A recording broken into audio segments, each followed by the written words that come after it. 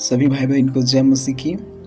प्रभु का धन्यवाद हो कि आज मैं आप लोगों के बीच में मत्ती 13 का 7 दृष्टांत के बारे में मैं आप लोगों को बताने जा रहा हूँ आज। और हम समय को बहुमूल्य समझें क्योंकि दिन बुरे चल रहे हैं। हालेलुया। आज परमेश्वर ने मुझे ये मौका दिया कि मैं आप लोगों के बीच में ये संदेश को रख सकूं। तो आइए हम अपनी बाइबिल खोलें। आइए आप मेरे साथ अपनी बाइबिल खोल सकते हैं। मत्ती 13 जैसे कि पहला दृष्टांत जो भीड़ को बताया गया है, इसको प्रभु यीशु मसीह इस प्रकार से आरंभ करता है। देखो, एक बीज बोने वाला बीज बोने निकला। ध्यान रखो कि पहले 3 दृष्टांत बीज बोने के बारे में हैं और यह बीज 4 प्रकार की भूमि पर जा गिरा। कुछ बीज मार्ग के किनारे गिरे और पक्षियों ने आकर उन्हें चुग लिया। कुछ बंजर भूमि पर गिरे जो उगे पर शीघ्र ही सूख गए। कुछ झाड़ियों में गिरे और झाड़ियों ने बढ़कर उन्हें दबा लिया। पर कुछ अच्छी भूमि पर गिरे और फल लाए, कोई 100 गुना, कोई 60 गुना, कोई 30 गुना। हमें शीघ्र ही पता चलता है कि खेत संसार के अलावा और कुछ नहीं है। आप मत्ती 13 का 38 में देख सकते हैं। बीज क्या है? बीज परमेश्वर का वचन है। लूका 8 का 11 में आप देख सकते हैं। और यह बीज बोने वाला कौन है? बीज बोने वाला मनुष्य का पुत्र जो कि यीशु मसीह स्वयं है। प्रभु यीशु मसीह असली बोने वाला है जिसने आरंभ में बोया, जो आगे चलकर 33 ईस्वी में चर्च बना। जी हाँ, हमारे प्रभु यीशु मसीह ने अपनी 3.5 वर्षों की सेवकाई के दौरान अच्छा बीज अच्छी भूमि में बोया था। अभी अच्छी बीज कौन है? अच्छी बीज उसके चेले थे।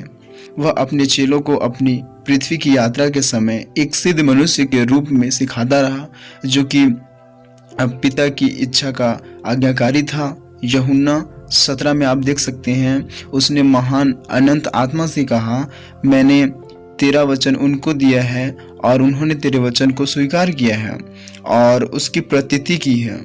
जब वह अपने इन चेलों के लिए प्रार्थना कर रहा था जिनके भीतर उसने अच्छा बीज बोया था, उसने कहा, मैं केवल इनके लिए ही विनती करता हूँ। सुनिए, मैं केवल इनके लिए ही विनती करता हूँ, वरन उनके लिए भी जो इनके वचन के द्वारा मुझ पर विश्वास करेंगे। वरन उनके लिए भी जो इनके वचन के द्वारा मुझ पर विश्वास करेंगे। यूहन्ना 17:20 में कहा। उसने उनको सिखाया कि परमेश्वर तक कैसे पहुँचना है, परमेश्वर कौन है और किस प्रकार उसकी उपासना करनी है। उसने कहा, मैं और पिता एक हैं।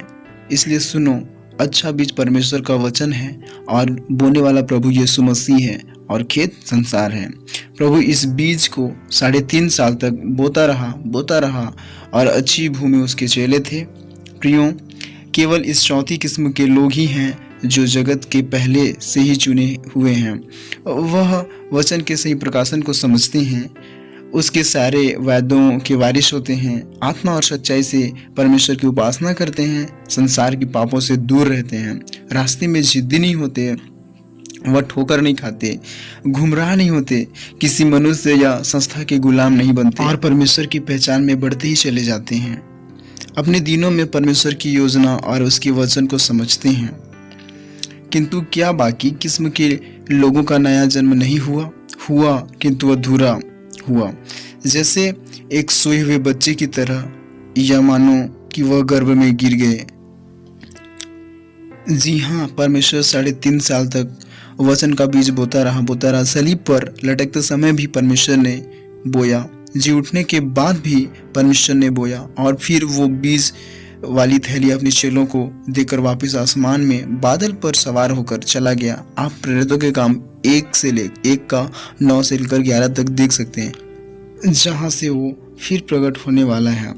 प्रिय पाठकों, चेलों ने पूरी आज्ञाकारी और वफादारी और परिश्रम से इस अच्छे बीज को दिन रात बिना किसी मिलावट के बोया। पाठकों, क्या आप जानते हो इस मूल बीज में कौन सी शिक्षा भरी हुई थी? क्या आप जानते हैं कि इस मूल बीज में कौन सी शिक्षा भरी हुई थी? पश्चाताप किए हुए विश्वासियों को प्रभु यीशु मसीह के नाम में डुबकी और बपतिस्मा देना, पवित्र आत्मा के फल और वरदान, परमेश्वर के एक होने का प्रकाश कि वह तीन नहीं बल्कि एक हैं, प्रभु भोज, एक दूसरे के पांव धोना, लिपालक पुत्र होने के लिए पहले से ही ठहराया जाना, अनंत काल के लिए सुरक्षा और पवित्रताई और बहुत कुछ। प्रियो, यही सब शिक्षा उस मूल बीज में भरी हुई थी। लेकिन आपको पता है मित्रों, चेलों के चले जाने के पश्चात इस संपूर्ण वचन के बीज को शैतान की कीड़े रूपी कलीसिया ने काटना आरंभ कर दिया और इसमें मिलावट करना आरंभ कर दिया। क्या यह बात आपकी समझ में आ गई है? समझने का प्रयास करें। प्रियो, यही सब तो था जो उस मूल बीज की शिक्षा पर भरा हुआ था। इस युग को प्रकाशित वाक्य की पुस्तक इफिसुस का युग कहकर पुकारती है और इसका समय था 53 ईस्वी से लेकर 170 ईस्वी तक। और इस कलीसिया का दूत था संत पौलुस, जो कि एक नबी था, प्रचारक था और एक चेला था। और अगर आप इन सभी शिक्षा से अलग कर रहे हैं तो आप गलत हैं। आपके अंदर में सत्य का आत्मा नहीं बल्कि झूठ का आत्मा है। आप परमेश्वर से मांगिए कि हे परमेश्वर, मुझे सत्य का आत्मा दे। हे परमेश्वर, मैं तेरे भेदों को समझ सकूं। ऐसे करके आप परमेश्वर से प्रार्थना कर सकते हैं। परमेश्वर कहता है, जो मुझसे मांगेगा मैं उसे क्यों ना दूंगा। आप परमेश्वर से मांगिए, उस सत्य का आत्मा को मांग सकते हैं परमेश्वर से। परमेश्वर आपको ज़रूर देगा। आज के लिए बस इतना ही, और हम फिर कभी देखेंगे दूसरा दृष्टांत के बारे में। तो चलिए, सभी को जय मसीह की। God bless you.